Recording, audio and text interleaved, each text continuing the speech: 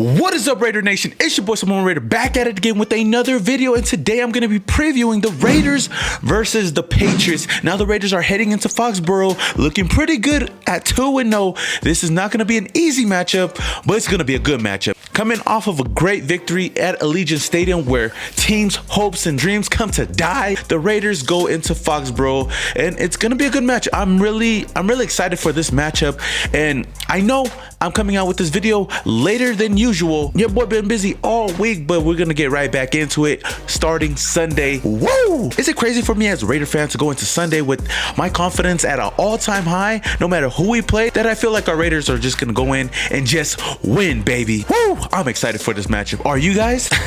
Without further ado, Raider Nation, let's get started with this video. And you tell them one thing: just win, baby.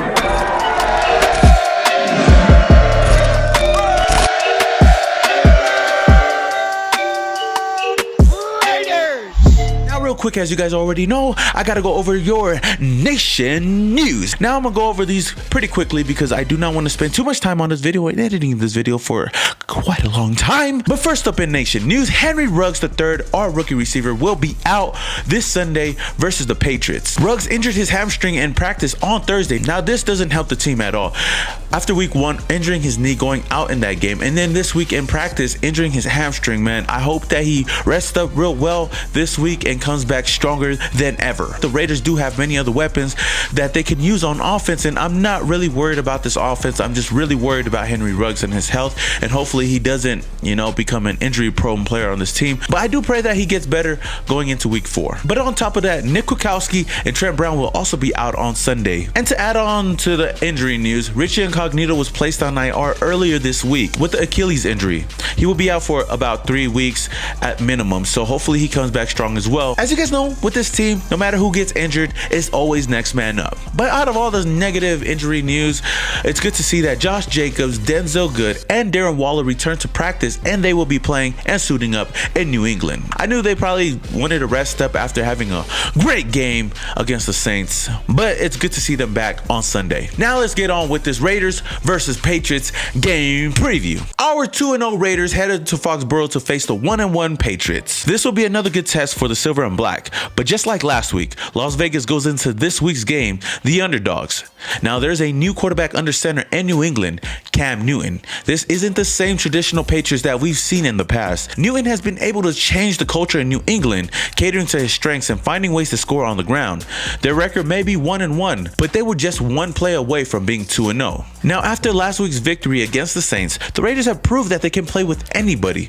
Offensively, even without Henry Ruggs, Carr has plenty of other weapons at his disposal that he can trust, from Josh Jacobs to Darren Waller.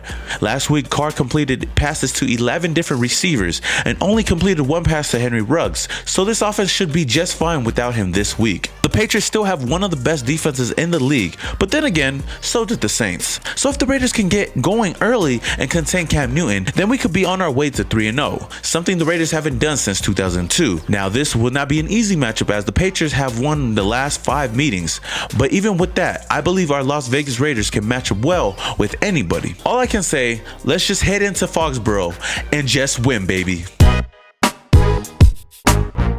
Now my matchup of the game. This week's matchup has got to be Darren Waller versus Stephon Gilmore. Now Stephon Gilmore is the best cornerback in the NFL today, and it looks like the Patriots have their eyes set on neutralizing the Raiders' #1 receiver, who happens to play tight end, Darren Waller.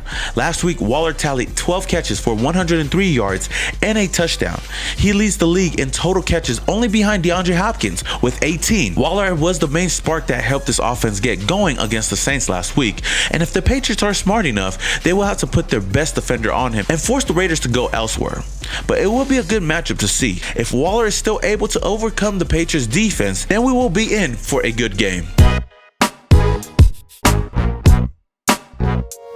storylines of the game. Now you guys already know, and I'm gonna repeat it every single week, your boy has 3 storylines going into this week's game. Number 1, containing Cam Newton. Now Cam Newton has been nothing short of spectacular since being a Patriot. He leads his own team in rushing yards with 122 and has 4 rushing touchdowns. His ability to throw and run makes him a mismatch for most defenses. And as you guys know, the Raiders struggled with Teddy Bridgewater week 1, trying to get to him, and Teddy Bridgewater did a good job scrambling out of the pocket, getting first downs or finding his receiver downfield. You look at that, and then you look at how Cam Newton plays.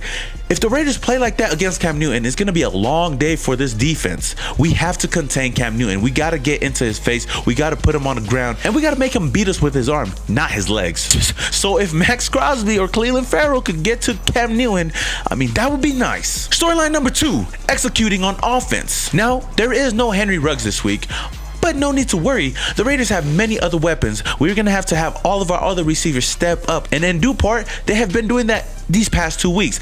Zay Jones catching a touchdown last week. Nelson Aguilar making big plays in week 1 and week 2. We have Durden Renfro, somebody I have no doubt in on third downs to catch a ball for Derek Carr. And you can't forget our rookie that we picked up in the 3rd round, Bryan Edwards, a guy that started to see more and more catches last week. And trust me, Derek Carr loves his big body receivers, and I have a really good feeling that we'll see Bryan Edwards in the end zone this week. So I have all the trust in the world that Derek Carr is going to use all his other weapons on offense. We got to get going. We got to get Josh Jacobs and Darren Waller, our 2 main offensive weapons, going in this game. Not only that, we have to keep Derek Carr clean. Now, I know without no Trent Brown and Richie Incognito, it's going to be kind of hard, but our backups have done a good job keeping Derek Carr clean for the most part. Last week, he got sacked 3 times, but Derek Carr still kept the motor going, which I do want to see him do this week with this tough defense. Carr has been playing great these past 2 weeks. 523 yards, 4 touchdowns, and no interceptions. That's a huge part.